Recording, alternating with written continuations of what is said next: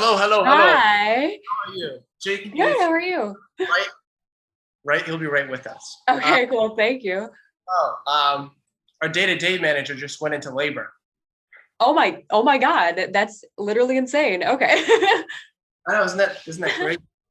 I mean, hello. So does And that mean that your day is just essentially blown up then? Or how does this work? that means it's just self-destructed. Now we're Okay. going to Publix, and now they have Beyond Meat taco salads. It's good to know. I'm a Yeah, vegetarian, so it's good to know. yeah, we're moving up in the world. Yeah, saving planet.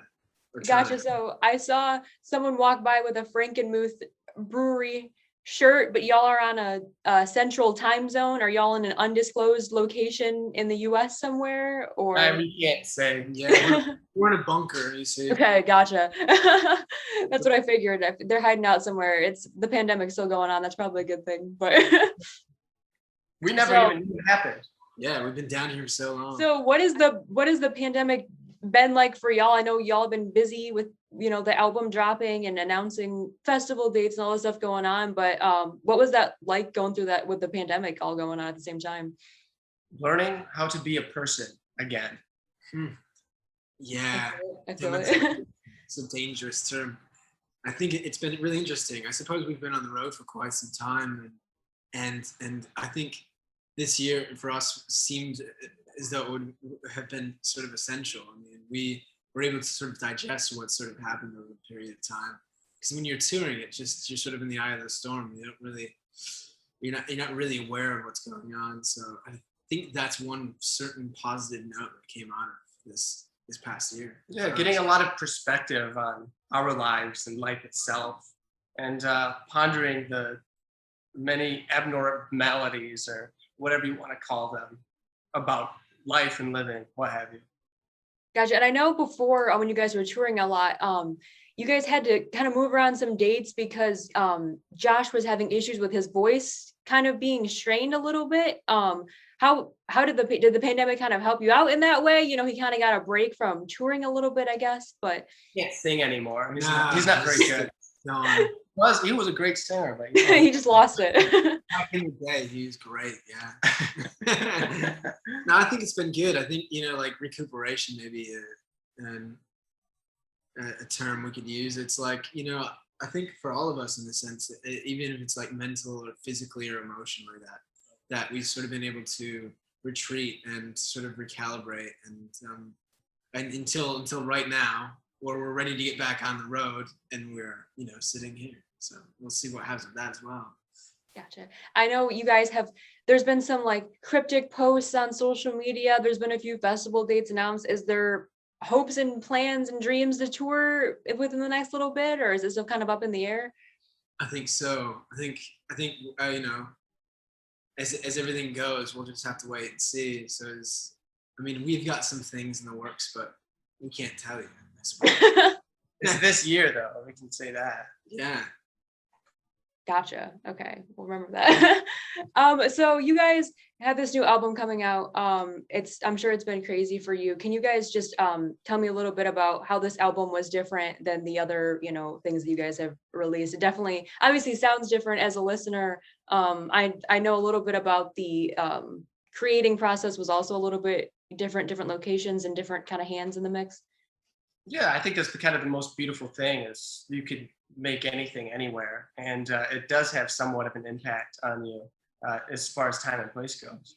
But the Battle at Garden's Gate was kind of a coming of age album for Greta Van Fleet. I think it's the album that we always actually wanted to make. Yeah, I suppose in terms of like even the geographical aspects. We went out into LA to record, and we'd spent the summer there.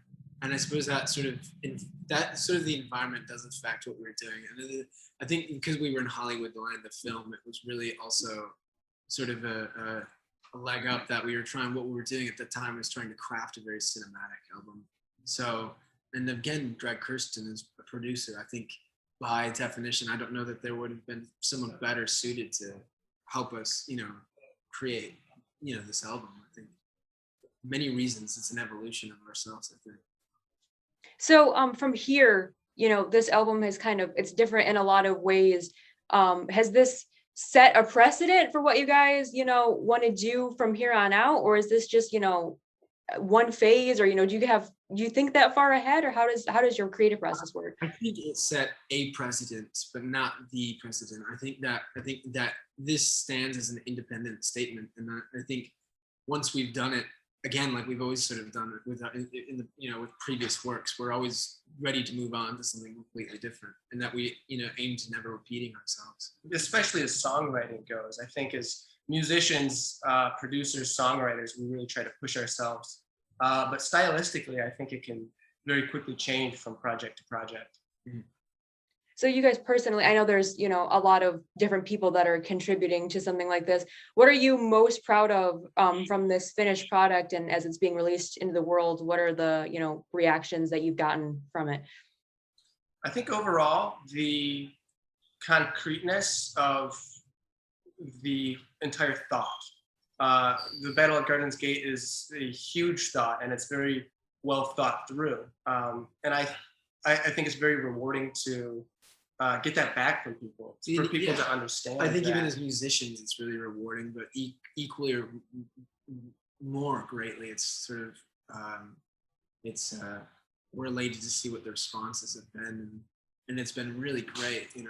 It's a cryptic album, so it's even more interesting to see people like picking it apart and like finding all these little hidden things.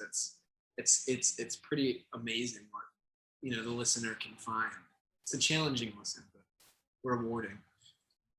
I know it's a very cohesive album that you kind of want to listen to front to back. How does making something like that differ from the other EP and the other album that you guys have released? I suppose, like Sam's put in the past, it's like it's a complete thought. So you have instead of these sort of fragmented sort of statements or paragraphs or something, you have this grand piece where there's like you got every single movement. And what's interesting about this particular album and the way that it sort of flows together as a storyline is that we never really had written it to be that way. We actually, I think solely as a group, we've always found ourselves writing or crafting individual songs and then sort of accumulatively pulling them together. So the track listing was an interesting thing because we could have told many different stories just depending on how we laid these songs out. And in which order, which perspective of the narrative do we want to give people? So I guess just a lot of decisions. You got heat above as a thesis statement, Right. It could be the beginning or it could be the end. Have you guys been traveling at all? Are you kind of staying in one spot? I know that you guys are obviously I'm in Michigan right now. You guys are from here. Can you kind of tell me what that's been like, kind of leaving home over the past few years? It's been interesting. I mean, we've always sort of come back from tour and we find ourselves in New York, LA, or Nashville. Typically, it's like that's where industry is, and if you have a couple weeks off, there's still so much that we have to do, necessarily to like keep things artistically and foundationally together.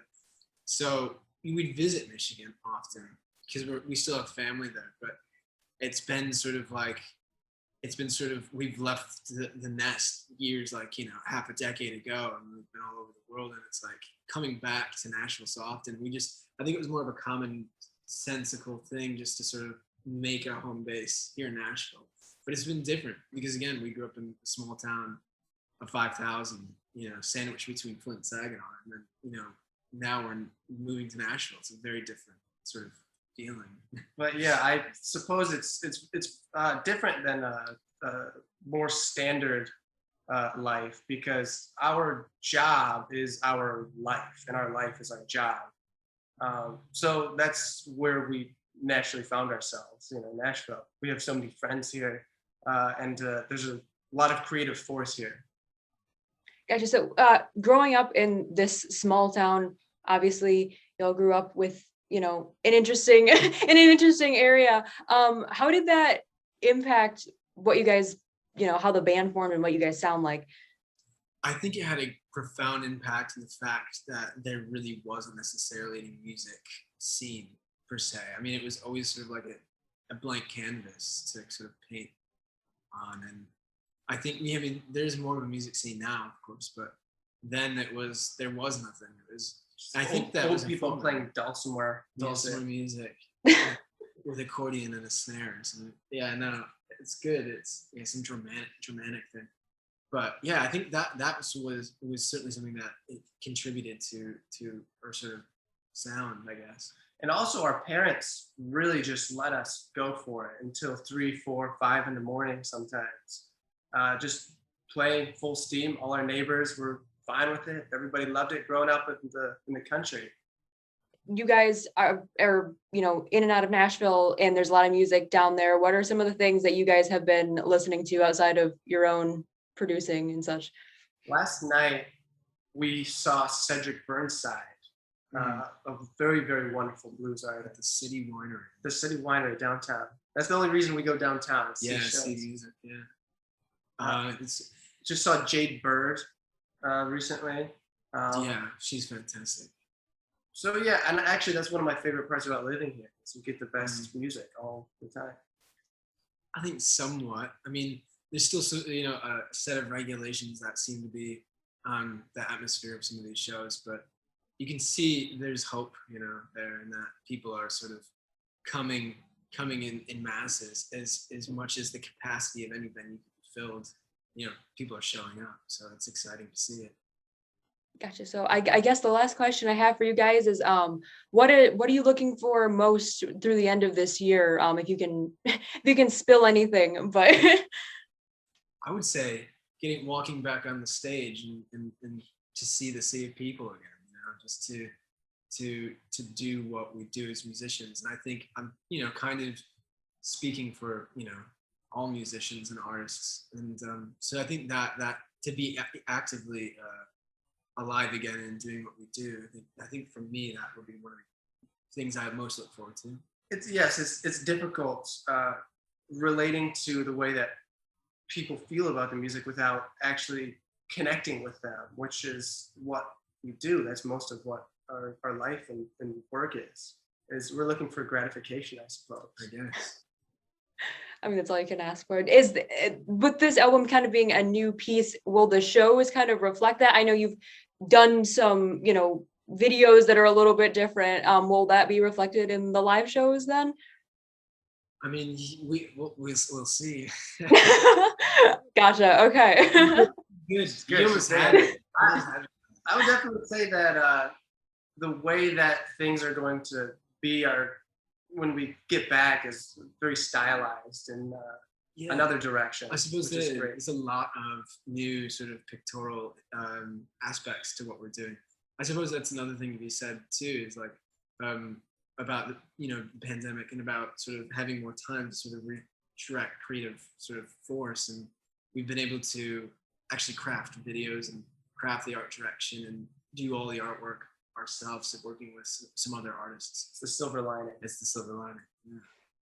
Gotta look for that silver lining. I don't think so, other than we'll see you out there, when things get back, like the silver lining, it's on the horizon. There's hope. Thanks for having us. Have a good one. Good luck with your manager and her new baby. That's we were supposed to deliver the actually, baby. we gotta go. we gotta go. Yeah, we gotta go.